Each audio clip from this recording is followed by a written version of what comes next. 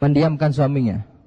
Bahkan mungkin ada sebagian wanita yang dia tetap merasa tenang hatinya padahal suaminya marah sama dia.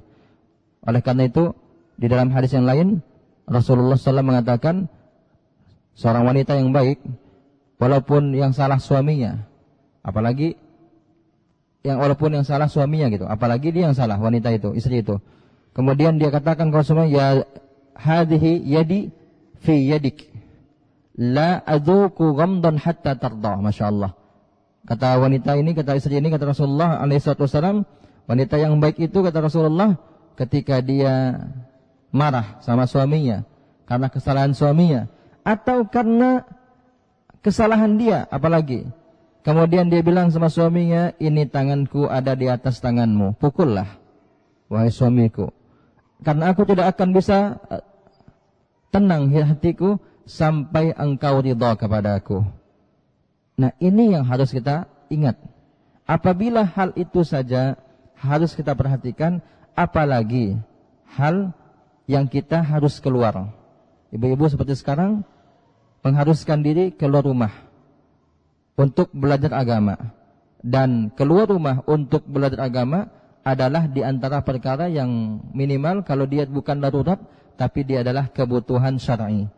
Karena memang hukum asalnya wanita berdiam diri di rumah, berada di rumah, banyak di rumah, betah di rumah. Akan tetapi ada kalanya wanita memang harus keluar karena itu darurat, dan ada kalanya wanita memang perlu keluar karena itu adalah kebutuhan syar'i seperti belajar agama yang dilakukan atau dihadiri di majelis-majelis ta'lim. Jadi yang kedua, ibu-ibu dan saudara-saudari yang dimuliakan Allah, pastikan sebelum kita menghadiri kajian ilmu, kita sudah benar-benar memastikan kewajiban kita di rumah terhadap suami kita itu sudah kita penuhi. Kemudian yang ketiga, agar kehadiran kita berpahala, yang ketiga, perhatikan penampilan atau perbaiki penampilan. Kita ke masjid untuk ibadah, bukan untuk lomba mana yang paling bagus bajunya. Karena mungkin memang tabiat wanita itu suka memperlihatkan kepada teman-temannya. Apabila wanita sudah berhasil tidak suka memamerkan dirinya kepada laki-laki, akan diuji mungkin suka memamerkan perhiasannya, kecantikannya, pakaiannya, tasnya, jam tangannya, sepatunya, mungkin kaos kakinya, mungkin handsocknya, mungkin cadarnya.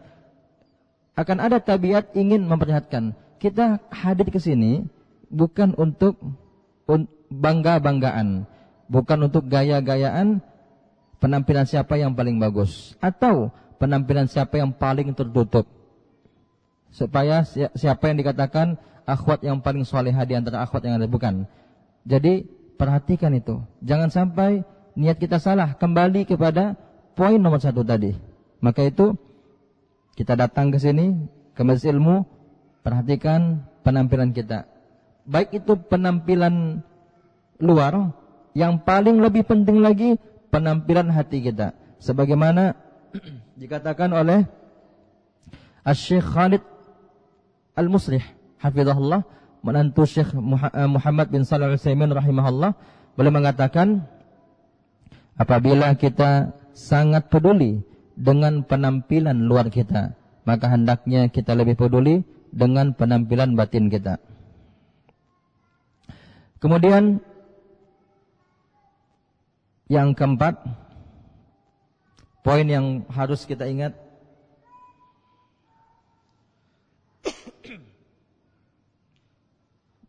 ketika kita menghadiri kajian, agar kehadiran kita membuahkan pahala dan kita panen pahala.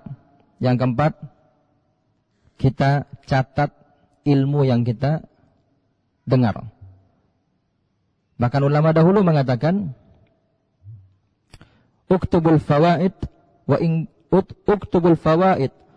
in kanat ala al-judran. catatlah faedah meskipun di dinding. Kenapa ulama mengatakan demikian? Karena kita tahu di zaman salaf dahulu sulitnya kertas, tidak seperti zaman sekarang. Sampai-sampai mereka mengatakan kalau engkau dengar faedah, catat faedah itu. Kadang kita mendengar faedah, kita punya pulpen, punya kertas, punya HP, kita enggak catat. Kita hanya angguk-angguk saja, mengangguk saja. Boleh jadi setiap satu kali anggukan, satu kali hilang faedah itu. 5 kali anggukan, 5 faedah yang hilang. Kita angguk-angguk saja. Hendaknya kita ingat, qayyidul ilmu bil kitabah. Ikatlah ilmu dengan mencatatnya. Jadi poin yang keempat ini adalah catat kajian. Jangan ngobrol dan jualan. Jangan jadikan datangnya kita ke kajian itu untuk ngobrol atau untuk dalam tanda kutip reunian. Sudah lama tidak ketemu, kemudian kita jadikan kajian itu sebagai tempat kita saling melepas rindu. Dan itu sebenarnya bagus apabila itu dilakukan setelah kajian atau sebelum kajian dimulai. Karena Umar bin Khattab radhiyallahu anhu mengatakan, liqa'ul ikhwan jala'ul ahzan. Bertemu dengan saudara itu bisa menghilangkan kesedihan dan kegundahan. Jadi kalau kita ingin sedih, ingin hilang kesedihan kita, maka memang di antara obatnya adalah bertemu dengan saudara-saudara kita semanhaj, bertemu dengan saudara kita yang saleh, maka itu akan menghilangkan kesedihan kita. Dan jangan kita jualan. Tidaklah baik kita bertemu di masjid, kemudian kita jualan jilbab. Walaupun itu enggak kita bawa jilbabnya, tapi kita ngobrol, membicarakan jilbab.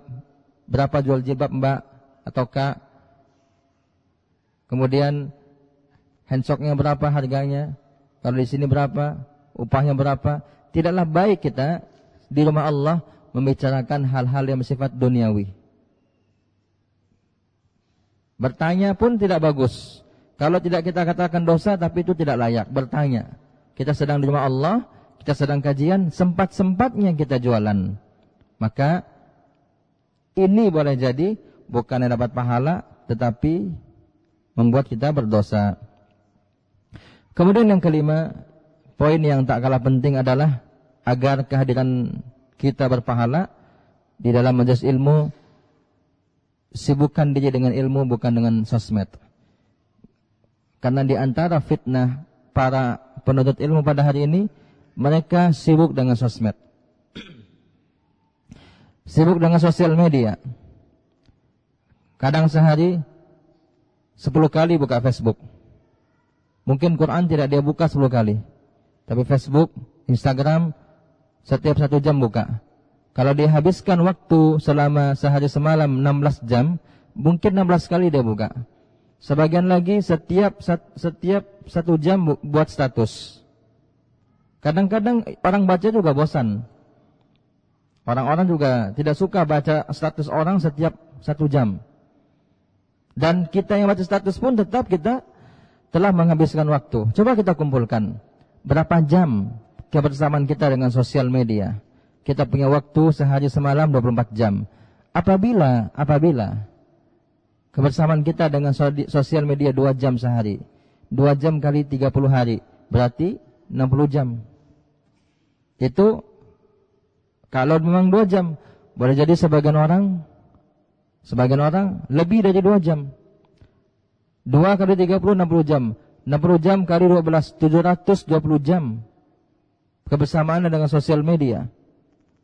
Belum lagi tidur kita mungkin 4-6 jam atau mungkin ada yang 8 jam. Berarti banyak waktu kita untuk dunia. Apalagi kalau ada orang yang memang kesibukannya pada hal yang tidak bermanfaat di sosial media tersebut. Maka ibu-ibu jangan sampai sibukkan. Apalagi perempuan itu, para wanita yang salihah, kebiasaan mereka itu punya ciri khas. Ciri khasnya adalah tasattur, yaitu menutup diri. Ciri khas mereka adalah hishmah, yaitu punya rasa malu.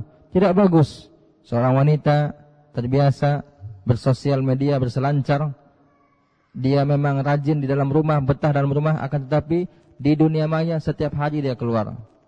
Sampai-sampai lelaki pun tahu cara tulisannya, cara bahasanya, cara komennya, dan bahkan berbalas komen dengan laki-laki. Ini tidak layak. Seorang yang belajar agama tidak layak. Apabila dia seorang muslimah yang tidak mengerti agama saja tidak pantas, bagaimana lagi kita yang belajar agama? Oleh karenanya, seandainya sosial media itu bukan untuk dakwah murni, bukan sebagai kedok berdakwah, bukan sebagai modus berdakwah, tapi murni kita berdakwah. Kalau memang kita layak berdakwah, kemudian untuk jual beli bisnis, bukan untuk hal-hal yang lain, maka mudah-mudahan tidak apa-apa. Tapi kalau kita menghabiskan waktu dengan sosial media untuk menghilangkan kesuntukan, maka ini membuang-buang waktu kita. Dulu orang tua kita tahu anaknya 8, anaknya 6, anaknya 4. Semuanya mereka lakukan. Selesai urusan rumah semuanya. Tangan kanan memasak, tangan kiri memegang anak. Mungkin kalau bisa kakinya juga melakukan aktivitas yang lain. Selesai pekerjaan rumah. Berapa banyak Magicom zaman dulu belum ada. Kompor gas zaman dulu belum ada. Kemudian mesin cuci belum ada. Dulu air ditimba. Sekarang tinggal putar keran, keluar air. Tinggal pencet Magicom, masak nasi. Tinggal putar mesin cuci, maka pakaian sudah tercuci. Tapi sudah seperti itu, masih banyak kerjaan rumah yang tidak selesai oleh wanita. Sebagian wanita, yang kecuali yang Allah rahmati. Bahkan kadang-kadang sudah dibantu untuk mencuci, menggosok, bahkan sudah punya babysitter, tetap ada pekerjaan rumah tidak terpenuhi. Padahal anaknya kadang 1 atau hanya 2. Orang tua kita, nenek kita zaman dulu, berapa anaknya? Banyak orang tua zaman dulu, anaknya 10. Banyak anak, selesai semua urusan rumah. Kenapa kita sekarang nggak selesai? Karena sebagian orang tua, sebagian ibu-ibu muda, sebagian akhwat-akhwat yang baru menikah atau baru punya anak, mereka ketika mendidik anak, ketika masak, mereka sambilan atau menyambi. Mereka masak tapi sambil buka Facebook. Mereka mendidik anak, ngajar sambil buka Instagram. Bagaimana akan berkah? Maka itu jangan sibukkan kita berselancar di dunia maya. Tidak bagus. Saya tidak katakan itu haram, tapi alangkah baiknya kita minimalisir. Karena kadangkala atau seringkali apabila kita sibuk berselancar di dunia maya, banyak tahu kita dengan urusan orang.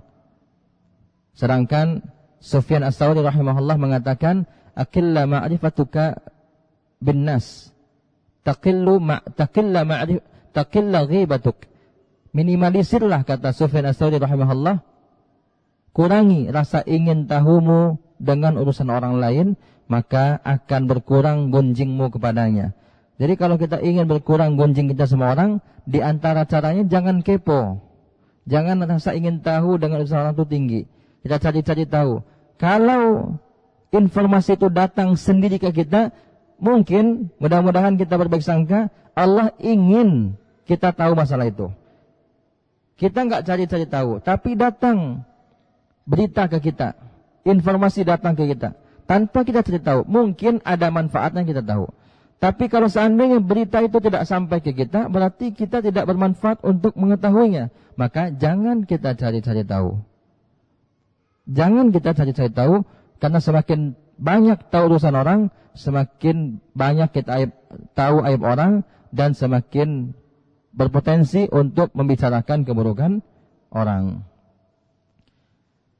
Walaupun boleh jadi di antara ibu-ibu ada mengatakan, kamu nggak tahu, udah seminggu loh kejadiannya, kok kamu kurang update? Lebih bagus dengan dunia kita tidak update daripada tidak update dengan Quran. Tidak update dengan Quran, satu hari berlalu waktu tanpa merojaah Quran, tanpa baca Al-Quran, walaupun cuma 1 halaman. Kemudian yang terakhir, agar kehadiran kita berpahala. Yang keenam, perhatikan dari siapa kita mengambil ilmu. Ibnu Sirin rahimahullah mengatakan, inna hadzal ilma din, fanzuru amman ta'khuduna dinakum. Sesungguhnya ilmu ini adalah agama kalian, yaitu Islam. Oleh karena itu, perhatikanlah dari siapa kalian mengambil agama kalian. Kita bermuamalah dengan siapapun boleh. Jangankan bermuamalah dengan orang Islam yang melakukan bid'ah, dengan orang kafir saja kita boleh bermuamalah. Tidak ada larangan, tidak boleh bergaul dengan ahli bid'ah misalnya, tidak boleh bergaul dengan orang kafir, kita boleh sebatas bergaul biasa. Apalagi kita bertetangga. Akan tetapi dalam mengambil ilmu kita harus selektif. Harus kita berhati-hati. Tidak semua dai, tidak semua ustadz kita ambil ilmunya. Bahkan tidak semua ustadz ahlus sunnah kita ambil ilmunya. Mungkin kita terbiasa mendengar tidak semua ustadz. Sekarang kita khususkan lagi, tidak semua ustadz ahlus sunnah kita ambil ilmunya. Kenapa demikian? Ada mungkin seorang dai, seorang ustadz atau seorang ustazah lisannya kotor. Apabila bicara dalam 10 pembicaraan, 9 selalu menyakiti orang, 1 tidak menyakiti orang. Apabila kita kenal dengan dia akan berani minjam uang sama kita, minjam sana, minjam sini. Kemudian dikenal orang yang mudah bercanda dengan perempuan. Dia seorang ustaz, tapi setiap wanita dia candai. Atau seorang ustaz yang dikenal, dia tidak pernah sholat berjamaah. Atau seorang ustaz yang dikenal, dia merokok. Ada ustaz al-sunnah yang merokok. Bahkan ada muridnya yang tahu, tapi tetap dia ambil ilmunya. Harusnya, jangan kita sembarang ambil ilmu. Yang penting akidahnya bagus. Justru sebenarnya kalau bagus akidahnya akan melahirkan akhlak yang benar. Karena Rasulullah sallallahu alaihi wasallam bersabda, akmalul mu'minina imanan ahsanuhum khuluqa. Orang beriman yang paling sempurna imannya adalah orang yang paling baik akhlaknya. Tapi sebagian orang terkecoh dengan yang penting akidahnya baik. Dia sangka agama kita ini hanya akidah saja. Agama kita ini atas salaf atau salafi atau sunnah, atau dakwah salafi atau sunnah wal jamaah, tidak sebatas akidah saja. Walaupun itu yang paling penting, tapi juga mencakup setidaknya 4 hal. Yang pertama akidah, yang kedua ibadah, yang ketiga adalah akhlak, dan yang keempat dakwah. Apabila ada seorang dai, penyampaian akidahnya bagus, tapi jelek akhlaknya, rokok masih dia hisap, jangan diambil ilmunya. Kita bukan mengambil ilmu karena dia bukan ahlus sunnah, tapi karena suluk, karena akhlaknya jelek. Apabila ada seorang dai tidak pernah sholat berjamaah, jangan kita ambil ilmunya, walaupun penyampaian akidahnya bagus. Apabila ada seorang dai, dia terbiasa utang sana utang sini dan niatnya tidak bayar, dan itu sudah menjadi penyakit, jangan ambil ilmunya. Karena orang-orang seperti itu akan merusak agama. Dan akan muncul nanti murid-murid yang akan menjelekkannya dan menyangka ternyata dakwah salaf seperti ini. Guru saya minjam uang tapi nggak pernah bayar. Ada lagi guru saya yang lain minjam uang nggak pernah bayar. Dia sangka dakwah salaf seperti itu, padahal para hadirin makan Allah, perbuatan personal yang dilakukan oleh oknum orang-orang yang menisbatkan diri kepada sunnah itu bukanlah ukuran, bukanlah tolak ukur. Karena apabila kita ingin melihat sesuatu, jangan lihat dari orangnya, tapi lihat dari ajarannya.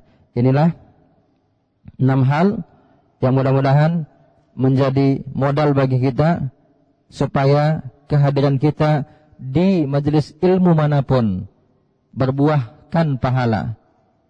Agar kehadiran kita, bensin yang habis untuk kesini, yang kita pakai, motor, tenaga, pikiran, uang yang kita pakai untuk datang ke sini tidak sia-sia begitu saja. Yang pertama, kita ulang lagi, ikhlaskan niat. Yang kedua, jangan abaikan suami. Yang ketiga, perbaiki penampilan. Yang keempat, catat kajian, jangan ngobrol dan jangan jualan. Yang kelima, sibukkan diri dengan ilmu bukan dengan sosmed. Dan yang terakhir, perhatikan dari siapa kita mengambil agama atau mengambil ilmu kita. Kemudian kita lihat pertanyaan yang sudah masuk. Pertanyaan pertama. Bismillah. Assalamualaikum warahmatullahi wabarakatuh. Waalaikumsalam warahmatullahi wabarakatuh. Bagaimana dengan suami yang melarang istrinya ke masjid untuk mendengar kajian, padahal istri sudah melaksanakan kewajibannya terlebih dahulu, dengan alasan bisa mendengarkan kajian melalui YouTube di rumah. Di sisi lain, istri kadang juga bisa futur dan ingin bermajelis agar bertemu dengan teman-teman semanhaj agar saling menasihati, yang terkadang suami belum tentu bisa menasihati si istri. Barakallahu fikum.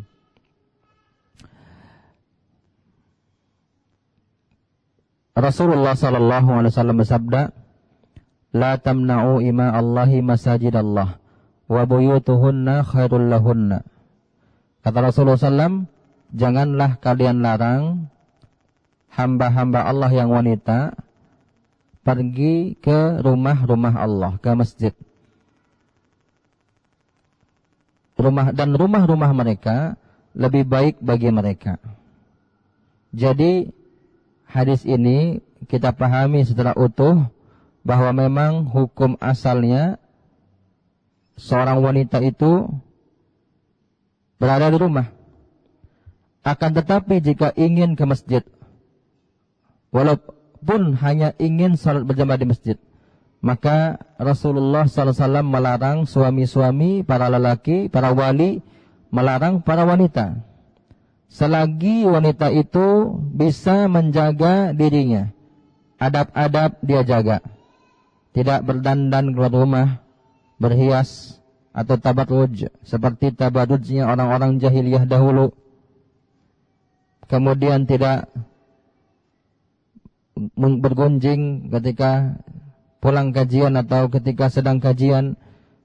Dan kita yakin maka tidaklah layak seorang suami melarang, kecuali apabila mungkin suami punya alasan syar'i. Apabila alasan suami syar'i, maka istri harus menerimanya. Dan yang kedua, hukum asalnya juga setiap istri itu atau setiap suami punya kewajiban mendidik istrinya. Sebagaimana Allah Ta'ala berfirman di dalam surat At-Tahrim ayat ke-6, "Ya ayyuhalladzina amanu qu anfusakum wa ahlikum nara." Wahai orang-orang beriman, jagalah diri kalian dan keluarga kalian dari panasnya api neraka. Ali bin Abi Thalib radhiyallahu anhu mengatakan, "Allimu wa addibu ahlakum."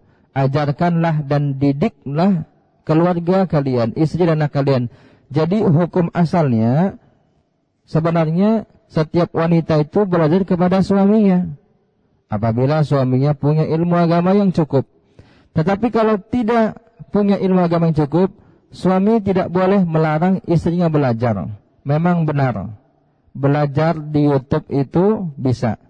Akan tetapi kalau suaminya antar, kemudian suaminya jemput, bahkan ditemani, maka keberkahan itu akan lebih banyak ketika si istri belajar secara langsung, apalagi belajarnya memakai hijab yang baik, kemudian juga bisa bertemu dengan teman-teman yang juga sepemahaman, maka ini akan menambah semangat. Sebagaimana para sahabat di zaman Nabi SAW tidak pernah melarang istri-istri mereka belajar kepada Rasulullah SAW, dengan tetap memperhatikan adab-adabnya. Karena sebagian yang kita sayangkan ada mungkin di satu atau dua tempat atau beberapa tempat, bahkan seorang wanita belajar tahsin kepada seorang ustaz dan berhadap-hadapan. Ini tentu tercela sekali. Bahkan tidak segan-segan sebagai ada oknum seorang ustaz mencandai muridnya yang sudah menikah dari kalangan ummahat. Bahkan berita yang kita dengar dan kita pastikan ini kebenarannya, Ada orang yang mengatakan, saya nggak mau mengajar tahsin kalau perempuan itu nggak buka cadarnya. Ini tentu sangat tercela. Harusnya bertakwa setiap orang yang mengajar. Jangan sampai di dalam mengajar masuk syaitan di majlis tersebut. Jadi kesimpulannya adalah, kalau memang alasan suami syar'i, maka istri wajib menurutinya. Tapi kalau alasan tidak syar'i pun, istri tetap bersabar dan cari momen-momen agar suami mengizinkan kita, akan tetapi tetap jangan kita paksa kalau suami tetap tidak mengizinkan. Wallahu alam. Bismillah. Pertanyaan kedua, afwan Ustaz, ana punya masalah sedikit dengan orang tua dan saudara di kampung. Sebenarnya kalau masalah dengan orang tua ini bukan sedikit masalah. Ini berat masalahnya, besar masalahnya, banyak. Mungkin kita punya masalah dengan 10 orang tetangga kita, itu akan lebih ringan dibanding kita punya satu masalah dengan orang tua kita. Jadi punya masalah dengan orang tua ini bukan sedikit, berat. Berat karena tantangannya neraka. Karena ridha orang tua itu, ridha Allah Ta'ala di bawah ridha Allah, maksudnya ridha, tergantung ridha orang tua. Sebagaimana hadis yang sering kita dengar, ridha Allahi tahta ridhal walidain wa sakhatullahi tahta sakhatil walidain. Keridhaan Allah tergantung keridhaan orang tua, dan kemurkaan Allah tergantung kepada kemurkaan orang tua. Jadi berusaha kita jangan sampai orang tua kita sama orang tua punya masalah. Banyak bersabar. Orang tua, namanya saja orang tua. Mereka kalau sudah tua, apalagi kalau kata orang Minang pulang pokok, lah pulang pokok kami, kata mereka, itu rasa sedihnya akan lebih tinggi. Coba, mungkin kita nanti akan merasakan tua, insyaAllah. Kita nanti akan merasakan tua semua, insyaAllah. Mungkin ibu-ibu yang sudah tua akan merasakan lebih, istilah orang Minang, lebih paibo. Lebih mudah kita sedih dibandingkan ketika kita muda dulu. Maka dari itu jangan sampai kita tidak bisa menahan diri sehingga terjadi permasalahan. Kita lanjut pertanyaannya. Ketika hari H, masalah ana sedih. Ketika hari H masalah, ana sedih dan sampai emosi dalam hati Ustaz. Ana tahan sendiri Ustaz, lama-lama sudah hilang, ana sudah ikhlaskan dan ana sudah maafkan semuanya. Tapi ana belum ada keberanian untuk menemui secara langsung Ustaz. Tapi di hati selalu ada Ustaz, tapi seketika juga keberanian itu hilang. Mohon solusinya, apa yang mesti ana lakukan untuk saat ini Ustaz? Solusinya adalah segera datangi orang tua dan saudara.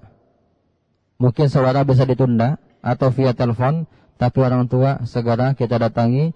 Meskipun yang salah orang tua, tetap kita meminta maaf.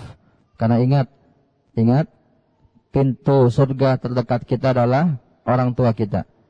Sebagaimana kata Ustaz Arman Halim Nara rahimahullah di dalam buku beliau yang tipis, yang kecil, tapi Masya Allah faedahnya, yang berjudul Kutitipkan Surat Ini Untukmu, beliau menyebutkan betapa banyak anak-anak atau orang yang mereka mencari tambang emas di negeri orang, di negeri antah berantah, tapi dia lupa, dia tidak tahu ternyata di sebelah rumahnya itu ada tambang emas yang lebih banyak emas itu. Jadi kita kadang-kadang mencari kebaikan jauh-jauh, kita lupa di samping kita ada kebaikan yang sangat besar. Apabila kita benar-benar memaksimalkan kebaikan itu, maka akan cepat kita masuk surga, yaitu birrul walidain. Ingat, Allah Ta'ala ketika menyebutkan 10 hak yang wajib kita laksanakan kepada orang, di dalam surat An-Nisa ayat 10, ayat 36, surat An-Nisa ayat 36 Allah mengatakan di awal-awal, wa'budullaha wa la tusyriku bihi syai'a wa bil walidaini ihsana. Setelah Allah menyebutkan hak pertama yang harus dijaga oleh manusia, yaitu hak kepada Allah, hak Allah harus kita jaga agar beribadah hanya kepada Allah dan jangan syirik. Kemudian Allah jadikan nomor 2 hak orang tua yang harus kita jaga. Maka itu walaupun orang tua kita belum mengaji, belum paham agama, bahkan mungkin belum memakai kerudung misalnya, bapak kita masih merokok, belum sempat sholat berjamaah misalnya, tapi kita harus berbuat baik. Bahkan meskipun mereka mengajak kita, memaksa kita dengan sebenar-benar paksaan untuk kita berbuat syirik, jangan kita ikuti, tapi kita berbuat baik kepadanya. Allah Ta'ala mengatakan di surat Luqman, wa in jahadaka ala an tusyrika bima laysa laka bihi ilmun fala tuti'huma wa sahibuhuma fid dunya ma'rufa.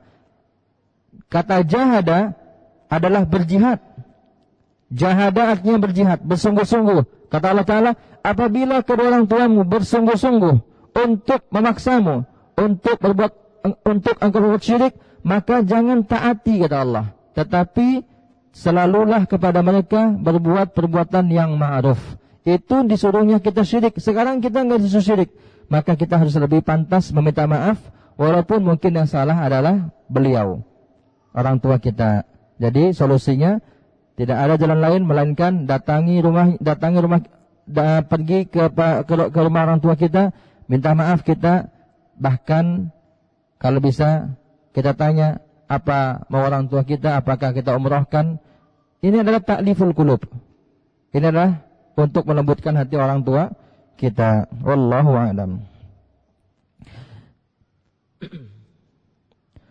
Bismillah, assalamualaikum warahmatullahi wabarakatuh. Semoga Ustaz selalu dalam lindungan Allah, amin. Begitu juga kita semua. Jika seorang akhwat aktif di sosmed untuk menyebarkan faedah ilmu yang sering didengar, misalnya seperti di kajian ada satu faedah yang sangat bermanfaat dan ingin dibagikan melalui sosmed, apakah hal ini termasuk yang dilarang, Ustaz? Jazakallah khairan. Tentu ini tidak dilarang, bagus, tapi kita harus lihat kadarnya. Jangan sampai orang dapat faedah, jangan sampai kita seperti lilin. Orang dapat faedah, kita terbakar, kita hangus. Jadi apalagi setiap waktu manusia itu juga tidak siap kepalanya, hatinya menampung banyak faedah. Mungkin cukup kita buat jadwal setiap jam 7 pagi misalnya. Misal kita kirim satu hadis. Udah itu aja. Besok lagi jam 7 pagi. Jangan jam 7 kita kirim, jam 10 kita kirim, jam 12 kita kirim, jam 2 kita kirim, jam 4 kita kirim, jam 6 kita kirim lagi. Yang jam 7 saja belum dibaca sama orang, apalagi panjang sekali faedahnya. Namanya saja faedah. Faedah itu dia pendek tapi mengena. Seperti istilah untuk hadis Nabi, jawami'ul kalim, singkat, padat, jelas dan mengena, penuh dengan makna. Jadi tidak perlu kita tiap dalam satu hari 10 faedah. Cukup satu faedah itu sudah Masya Allah. Sampaikan faedah dari firman Allah misalnya, faedah dari hadis Rasulullah Sallallahu Alaihi Wasallam, setiap hari atau sekali 2 hari. Sama juga sebagian orang setiap 1 jam bikin status yang tadi saja belum orang baca. Kita itu kan nulis untuk dibaca orang. Kita nulis sesuatu untuk dibaca orang. Sekarang kalau kita nulis nggak dibaca orang, apa gunanya? Maka itu kalau kita ingin ngirim faedah, mungkin setiap hari 1 faedah dan tidak terlalu panjang agar orang tidak bosan bacanya. Makanya sekarang kita tahu orang bikin video pendek yang disebut dengan short video, mungkin cuma 30 detik tapi mengena. Karena orang suka sesuatu yang pendek tapi mengena. Maka itu jangan kita perbanyak faedah dalam 1 hari agar nanti tidak sia-sia yang kita kirim. Wallahu a'lam. Dan kalau bisa diatur jadwalnya, karena tidaklah juga bagus setiap hari kita bersama sosmed. Keempat, assalamualaikum Pak Ustadz. Waalaikumsalam warahmatullahi wabarakatuh. Bagaimana sikap kita sebagai istri jika suami tidak pernah sholat? Apakah kita harus mematuhi juga ke suami Pak Ustadz? Mohon jawabannya Pak Ustadz. Baik. Urusan suami tak sholat itu yang paling harus kita ketahui, itu urusan dia dengan Allah, dan kita tetap wajib mengingatkannya. Adapun urusan dia memerintahkan kebaikan, itu urusan kita dengan dia. Kita wajib menaatinya. Bukan berarti ketika suami enggak sholat kita bilang, gimana saya mau taat sama abang aja enggak sholat. Padahal yang dia suruh baik misalnya. Dia suruh misalnya ada suami yang pencemburu, dia enggak sholat. Dia bilang, kamu enggak usahlah keluar pakai lipstik, pakai bedak, saya enggak suka. Itu kan memang baik. Walaupun boleh jadi alasan dia itu bukan karena Allah, cuma karena cemburu saja. Dia enggak tahu dalilnya. Cuma kan itu adalah hal yang baik. Maka itu wajib ditaati. Kemudian suami bilang, enggak usah kerja di luar. Kamu urus saja anak-anak, biar saya yang kerja di luar. Itu kan sesuatu juga yang baik. Maka wajib kita taati walaupun suami tidak walaupun suami tidak sholat. Kemudian masalah suami tidak sholat, kita perlu mengambil langkah-langkah yang tepat. Yang pertama adalah kita panggil orang yang kira-kira disegani oleh suami kita. Karena suami tidak sholat ini bukan perkara yang ringan. Suami yang tidak sholat perkara yang berat. Bahkan ulama menyebutkan sesuai dengan dalil yang ada, boleh istri minta cerai apabila suami tidak sholat. Karena tidak sholat itu sama dengan pendapat yang paling kuat adalah kafir. Orang yang meninggalkan sholat, enggak sholat sama sekali, pendapat yang paling kuat dia keluar dari Islam. Wallahu a'lam. Bismillah Ustaz, bagaimana dengan wanita yang tidak punya suami seperti seorang gadis atau janda? Apakah perlu juga izin orang tua yang masih tinggal bersamanya? Syukran Ustaz. Benar. Seorang gadis khususnya, apabila dia belum menikah tentunya, maka minta izin kepada bapaknya, karena bapaknya walinya. Begitu pula janda, untuk urusan keluar rumah, dia tetap minta izin sama bapaknya jika dia tinggal sama bapaknya, dan ini yang paling afdal. Wallahu a'lam. Assalamualaikum Ustaz. Waalaikumsalam warahmatullahi wabarakatuh. Apakah kita boleh mendengarkan ilmu sambil mengurus pekerjaan rumah? Hukum asalnya memang itu tidak bagus. Kita dengar ilmu tapi kita melakukan aktivitas lain, tidak fokus. Itu hukum asalnya tidak kurang bagus. Makanya itu gunanya kita datang ke kajian secara langsung offline. Karena kalau kita offline nggak mungkin kita ngurusin pekerjaan rumah kan, nyambil itu kan nggak mungkin. Akan tetapi jika memang pekerjaan rumah itu harus kita kerjakan di saat itu juga, sedangkan kita tidak ingin ketinggalan dari ilmu faidah, maka insyaallah ini boleh. Mudah-mudahan ini tidak termasuk perkara yang menghinakan ilmu. Wallahu a'lam. Bahkan Ibnu Taimiyah rahimahullah disebutkan dalam buku-buku Thalabul Ilmi, Ibnu Taimiyah rahimahullah ketika beliau buang hajat atau setiap kali beliau buang hajat, beliau minta sepupunya membacakan kitab dari tempat yang agak jauh dari tempat beliau buang hajat dan dikeraskan suaranya, karena beliau tidak ingin meskipun beliau sedang buang hajat, beliau ketinggalan satu faedah. Mungkin bagi kita ini berlebihan, kok lagi buang hajat sempat-sempatnya mendengar ilmu. Tetapi seperti itulah semangatnya para ulama kita. Wallahu a'lam. Kita cukupkan 5 menit lagi insyaallah. Pertanyaan ke-7. Bismillah. Semoga Ustaz dan keluarga senantiasa jaga dan dimudahkan urusan oleh Allah. Amin. Semoga untuk kita semua juga. Izin bertanya Ustaz, bagaimana cara menjaga diri dari futur? Karena qadarullah orang tua sakit berat, perlu perhatian lebih, sehingga saat ini menghentikan diri dari majelis ilmu offline yang diikuti saat ini. Mencoba ilmu online namun rasa semangat tidak sama seperti saat menghadiri majelis ilmu secara langsung. Terkadang ada rasa sedih dan tertinggal pelajaran juga Ustaz, namun orang tua tidak mungkin tinggalkan tanpa ada menjaga. Jazakallahu khairan. Menjaga orang tua, merawat orang tua dalam kondisi seperti ini tentu wajib, daripada kita memaksakan diri kajian offline.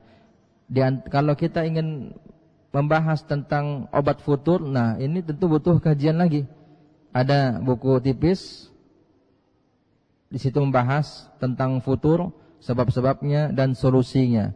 Dan mudah-mudahan kapan-kapan kita bisa bahas buku itu insyaallah. Akan tapi ringkasnya, ingat bahwasanya apa yang sedang ibu lakukan ketika merawat orang tua yang sedang sakit, itu pahalanya lebih besar daripada kita belajar offline.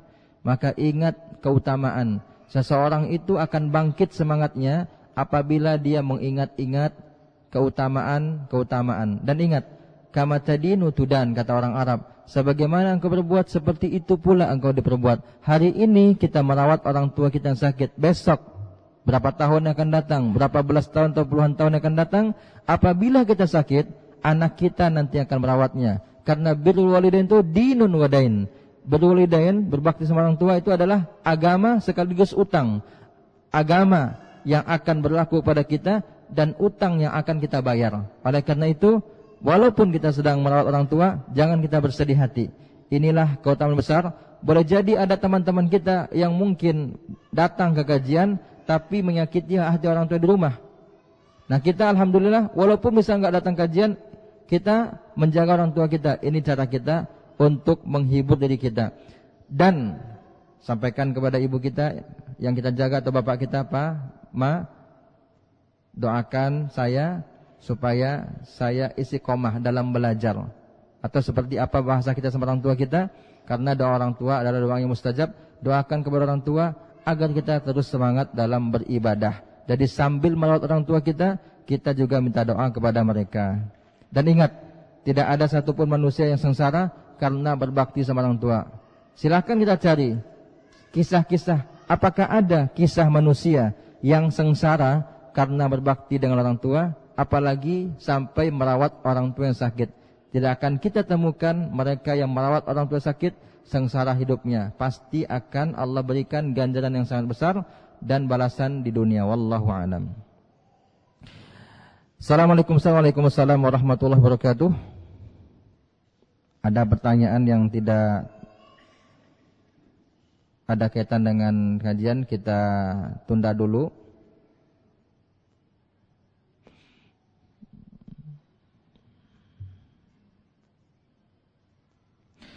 Yang Ustadz bilang tadi, doa orang tua kita lebih cepat terkabul. Yang pertanyaannya, jika orang tua kita tidak sholat, apakah tetap doa akan dikabulkan, Ustadz? Tidak. Karena orang tidak sholat, minimal dia fasik. Orang fasik diantara doa yang tidak mustajab.